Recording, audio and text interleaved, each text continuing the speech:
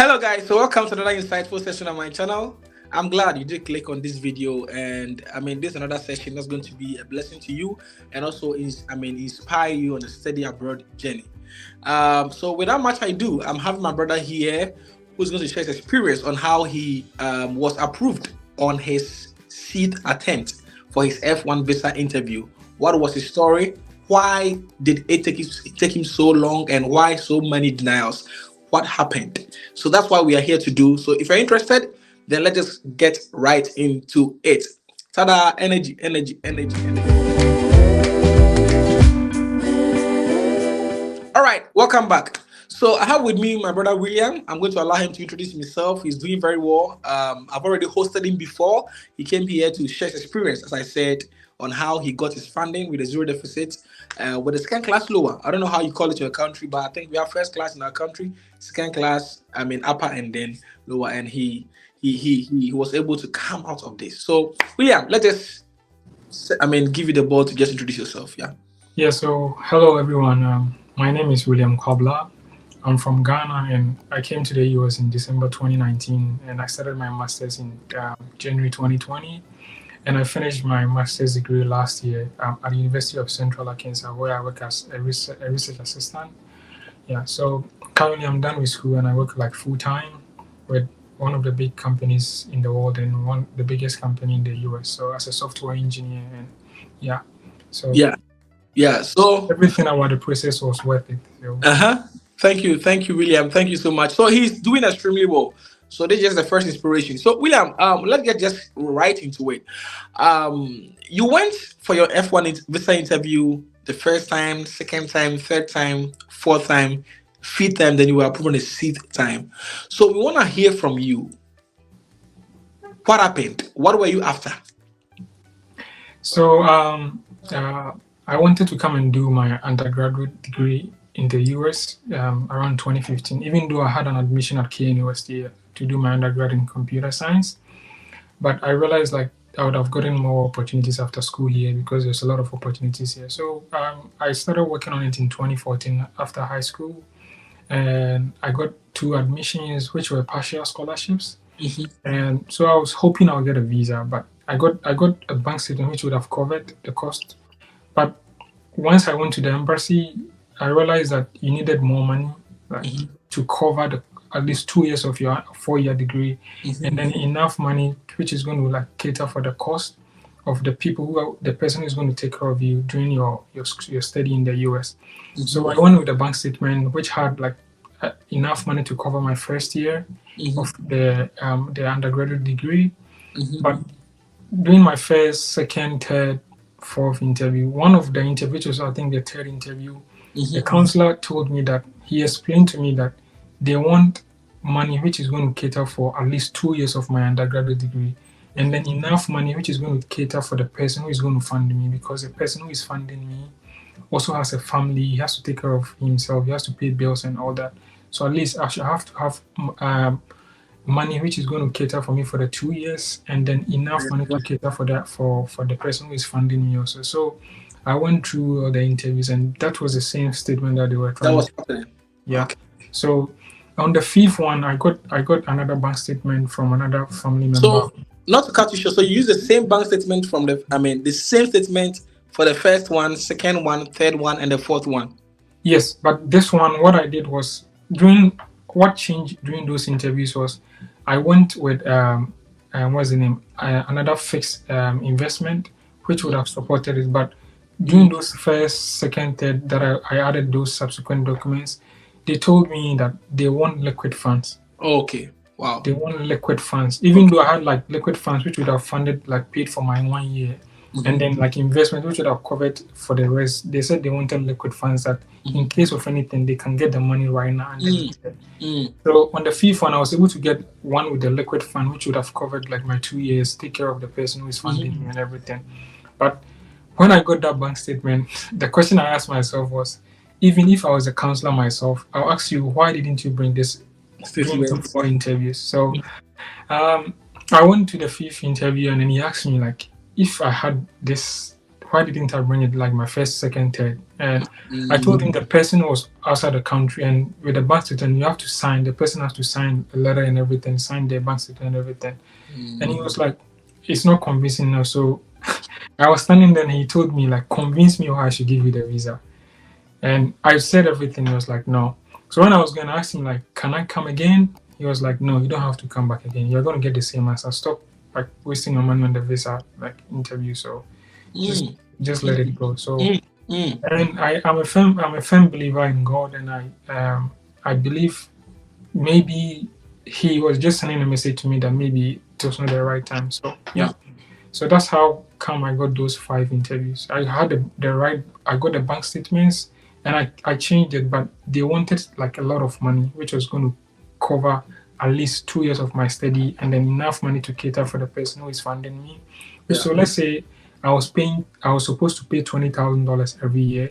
I was supposed to have a bank statement with a lot of like liquid money in the bank statement, or a balance which shows that I have almost $55,000 or $60,000. The reason being that if I have $40,000 can pay for my 2 years of my undergraduate degree, and then the $10,000 or $15,000 can cater for the person who is funding me, because you have family and all that. So that's what I learned from like the first 5 when I wanted to come here, which was in 2015, 2016 there. Yeah. So if I get you right, then I mean the summary is that you are advising prospective applicants to try as much as possible. If they have partial scholarship, they should go for statements that will cover for the duration of their study, at least. I mean 50%. That is, if it is a 4-year program, it should cover 2 years and also help cover I mean the person who is also supporting you. And then if you are also having any supporting statement, it shouldn't be in the fixed form like an investment, a treasury bill, or any of those kind, but it should be a liquid fund, either a current or savings account, right? Yeah. All right. So now, William, so when the viewer told you that you shouldn't waste your money on these, what inspired you to keep on? What kept you going? That you've been denied 5 times. I mean, the amount of money involved. What kept you going? What was your motivation? So what I would say is, I was looking at my family. I was not thinking about myself. I realized US has a lot of opportunities, and once this is able to go through, it's going to mean a lot for my family. Like, it's going to, the pride that even my family can say they have their son in the US, like for my mom, my dad. And I said that to the opportunities that is going to bring for my next generation. I was not thinking about myself only. I was thinking about what it is going to mean for my family, my next generation. Because if I come here and I succeed, my entire generation, I'm changing an entire generation's faith. So, and sometimes it doesn't happen like that. Like, every family has that one person, especially in Africa, that usually change their family. So if you get opportunity and you don't do anything, it's going to wait. It's going to maybe 200 years, 100 years before your family is going to get another person like that. So I realized that this thing is not about me only. One is I'm going to have a good life once I get after the school and everything, and my entire generation is going to change. So that was what kept me going. I knew one of the reasons also is I knew it was going to be worth it after all the stress and everything once I get here. And by God's grace, like, everything has been great after I got here, school and everything. Everything has been really, really fantastic, and it has been worth it. Like, my family and everybody is proud. So that's what kept me going, because I realized if it was easy, everybody would do it. That's right. Yeah. So William, before we come to your actual interview experience that got your visa approved, now I want you to just just a little bit digressing. Would you say that because of the series or the kind of vision you had during your undergrad, whereby you're working on your F1 visa interview currently with your undergrad, that is what contributed to your kind of like getting to that? Not getting a strong CWA. Will you attribute it to that? Yes. So okay, you come in. Don't worry. Because my first 2 years, I was in tech. Like, so my first year in K University and almost second year, I was living in Kumasi, which is a city in Ghana. So I was commuting between Accra and Kumasi, back and forth, just going for the interview, working on documentation, doing this, doing that. So most of the time I was not in school. I started with the second class. I started with the second class at Papa because of the interview.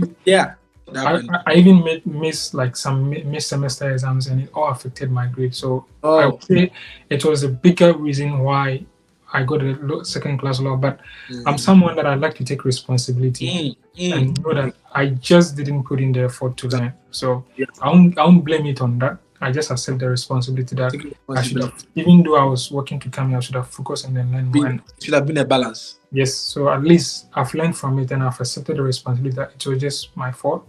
I don't want to blame it on like the visa interview or anything. Yeah. Yeah. Yeah. All right. Let's go to your actual visa interview. The one that got you approved, the sixth attempt that got your visa, and that. So, if I get you also right, that means that was your first, graduate, visa interview, right? Yes. So, and again, guys, he has already shared his experience on how he got his full funding with his kind class lower. In my So I'll just drop the link in this, in my description box. Check it out. Follow him on LinkedIn. Try and also be very formal. Reach out to me. Be able to help you with any information he's having at a convenient time. That is to him, not to you. Your emergency situation is not his. That is just by the way. All right. So what happened during the last phase?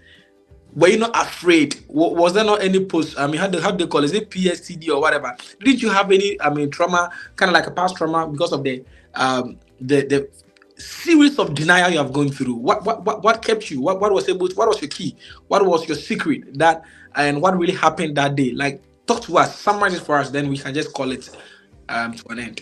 So what I would say is, you always learn from your mistakes. Like if you Mhm. make 1, 2, 3, 4 and you don't learn from it, it's your own problem. So I realized, I sat down and then before I started my graduate application and everything, I sat and I realized that this thing that I'm about to do for the graduate school, I'm gonna make sure everything is my document. I'm not using anyone's document. Mhm. So, and I saw people getting full scholarship for their graduate school. So I was Mhm. like, if I don't get any full scholarship, I'm not stepping in the US embassy. Even though I want to come and do my master's in the US, Mhm. I'm never going to the embassy with a partial or like any half scholarship because my family can't afford. So if it's not a full scholarship, I'm going to keep trying until I get a full scholarship before I go to the US embassy. So, and the funny thing is, once I got there, my professor decided that he wants to fund me and everything was done and the school was sent my I-20 and documents. They made a mistake in the I-20. Like they added the part where I'm supposed to like pay, which is my family. They Mhm. put $2,000 there. The total cost of attendance was, I think, almost $26,000. Mhm. And so they put 24,000 for the scholarship and then 2,000 for me to pay. And I knew it was a full scholarship because my professor told me the letter he sent me and everything. So it was back and forth between me and the school for like 3 days. And I brought my professor in the email that this thing is a full scholarship, but they made a mistake. So the school was, oh, okay, we made a mistake. So they had to send me another I-20, which had like zero on it that I'm not paying anything. So that was when I was like, this is the document that I need to go to the embassy. So Wow. once I got it, because the thing is, if you don't do the due diligence, like it's going to hurt you at the embassy. And I didn't want to waste money on the interviews again. So I made sure that I had the right documents. And during that 1 year, whilst I was working on the school applications to come to the US, I was doing my national service in Ghana. After school, you have to work for the government for 1 year. So during that 1 year, I was able to get a tech company in Ghana to work for. So during that 1 year, I had 2 bank accounts, one for my salary and then one for my own personal stuff. So I was saving and then preparing towards this, saving money for my visa application, school application, because I didn't want to use anyone's bank statement.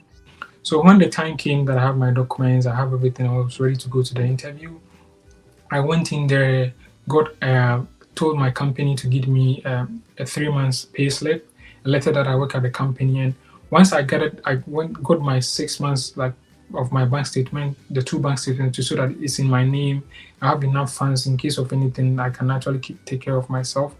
So once I did that, then the most important thing that I think I did was going to the advising center, Education USA.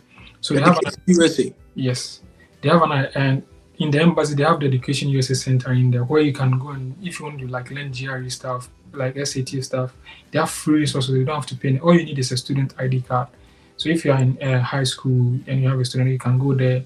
I think they have like Monday, Tuesdays, and Thursdays. So I got my documents and everything. So what I did was I looked for a date, and during that time, like getting a date closer was very like difficult. So because I've done the interview process before, I knew how to get a good date, which is you have to stay up at midnight and then check the system because people cancel the appointment always. So I was one night I got a perfect date and then the time that I wanted, so I booked it and everything. So a week before I went for the interview, I went to the Education USA, and there's this woman there. She's called Benisa Forte.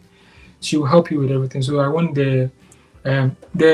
That advising center, and then where they do the interview is just a door which separates them. So the reason why I went there was, if you go there, they're going to walk you through the interview process, like what you are going to, like what you should expect during the interview, the questions you should expect. They'll review your documents and tell you what you need to add, what you need to support, like how you should answer the question. So I went in there. They did. Miss Benny's like reviewed my documents. She asked me some questions like that I should expect. So after everything, I was really ready for the interview, and the day came in. I was a little bit nervous. The reason being that I've had one question that was at the back of my mind is like, you've been here 5 times, and it might affect you. And the day came, I went to the interview and I did my fingerprint, I did all the necessary, and then the interview came. I was a little bit like scared because at least the interview process is a little bit intimidating. Once I got to it got to my turn, the counselor looked at me and he was like, "You've been here a couple of times," and I was like, "Yeah," because of my fingerprint, they can see your history, and I was like, "Yeah," and he asked me questions, and one interesting question that he asked me that I think because I was really prepared for the interview was, "You are going to Arkansas. I've heard a lot about it, but I don't think it's an interesting place. It's just a flyover country." That's what we say in America. And I just laughed. I didn't say anything. The reason why I didn't say anything is I think he was looking for a reaction from me to say, "Oh, if it's not an interesting country, what are you going to do there if it's not an interesting?" So I just laughed, and he moved on to the next questions. And so he started asking me questions that, so why am I choosing that school? And what are some of my responsibilities as a graduate research assistant? And what are my plans after school? Did I write any standardized tests? Like, do you have any letter from my school? And all those kind of questions. And I was able to give him like really, really solid answers because as I said, when I went to the Education USA Advising Center, all those questions I was asked. And so I was really, really prepared for it. Like, I had my answers and everything prepared. It's not like I chewed anything, no. Because I knew what I was doing, and I knew why I chose the school. I knew why I wanted to come here and everything. So I was really prepared. And yeah, after the 3rd or 4th question, I was a little bit relaxed, and he put my passport under there, and I knew that today is the day. And he was like, "Go and come." Like, he wrote the address and everything at the DHL office in Accra that I should go and take my passport and my visa in 2 days. And I nearly shouted at the embassy, but I was just because the thing is, as you said, like, you get this PTSD, like post-trauma stress disorder, that anytime I went during the 5 interviews, anytime I go and reject one, I get out of the embassy, it's like, and then so be like in Tree, but in English it means like, today again I've been denied. And I lived in Kumasi, like commuting back was like going like an 8-hour journey. It was really, really stressful. So when I came out and I knew that my visa has been approved, like, because I felt like my whole life has changed, like my whole family's life has changed. As I said earlier, what kept me going was that pen alone changes an entire generation. If you think like you want to give up, like, ask yourself, you shouldn't think about only yourself. So when I got out of them, I was fully joyous and happy. And the first person I called was my dad, and my family and everybody was happy. So that's the 6th interview experience, and it was worth it. It was a long process during the 6th interview because I didn't want to make any mistakes again. I wanted to make sure that I have really, really prepared every single document that they are going to ask. I'm going to prove that I have a genuine document. So yeah. All right. Thank you, William. Thank you so much for such an insightful and very comprehensive experience you've shared with us. So before we sign out, I would want you to just inspire those who have tried and it's not working. What they've tried. I know they shouldn't give up, they should keep going. But what are some practical ways? For instance, I always say that some people, I shared on my LinkedIn that sometimes they should pause and reflect. You did it, you paused, and you had to complete your undergrad. Some people have to pause for a year, write GRE. Okay. What I would say is, ask yourself why you really want this. Is it that you just want to travel to the US, like leave Ghana because of the hardship, or leave your country because of the hardship, or this is what like you really want to do? So that should be like, if you have a main reason why you are doing this. I really wanted to do my master's in the US. You should be able to define your why, right? Yes, Your why. I yes, get you. Yeah. yes. Because if you know Yeah. why you are doing something, you will never give up. I knew there is going to change, and then I was thinking about my family and then the next generation, like my kids, the life that I can give them, just because I didn't give up. One day is going to be a story, and as I'm sitting here like sharing my story with you, Yeah. everything Yeah. has been worth it, the stress and everything. Yeah. So I would say, like, if it was easy, everybody would do it. That's why not everybody that you know is doing it. So there is a reason why you started this, and you should never give up just because you are finding it hard. Just keep pushing, and trust me, like, it's going to be worth it. Because if you watch my previous videos, I said it was not an easy journey for me. I got like 7 rejections, and from like 7 schools, I Mm-hmm. applied to 8. I got 7 rejections. I got one with no funding, but I didn't give up. That's right. I sat down and then reflected on how to change. How do Mm-hmm. I go about this? So I Mm-hmm. changed my strategy, like find a new school, new way of getting funding, which is like contacting professors who were looking for students, and then the research that they are doing. Like, am I interested in it, or I just come to the US? So yeah, so all I would say is don't give up and keep pushing, keep trying, like ask questions, put in the effort. Like, if you're trying a way and it's not working, change your strategy. Like, keep going, because in the end it's going to be worth it. And once you are here, you see that there are a lot of opportunities here after school, and the opportunity is going to open door for you and your family. And as I'm sitting here, I got a second class lower. Yeah. And if I've been able to make it, how much more someone with the first class, second class upper, or even a second class lower? It all comes down to the effort. It's not easy. If it was easy, everybody would be doing it. So Yeah. just Yeah. don't give up and keep pushing. Yeah, thank you. If it was easy, everybody will be doing it. I think that is a wrap up of our session. I think if you want to see William again for another session, he's having a lot of stories to share with us. The first one was how he landed his offer with a lower, and now he has shared the experience of how he got approved on the seat attempt. So if you need them again, just drop in the comment section, and I'll bring him on and again, and then yeah, and any other concept that you'd want to, or topic theme that you'd want me to kind of touch on, drop them in the comment section. And remember, if it was easy, everybody will be doing it. And my own is scholarship is not lottery. So tada, energy, energy, energy, energy. Bye bye.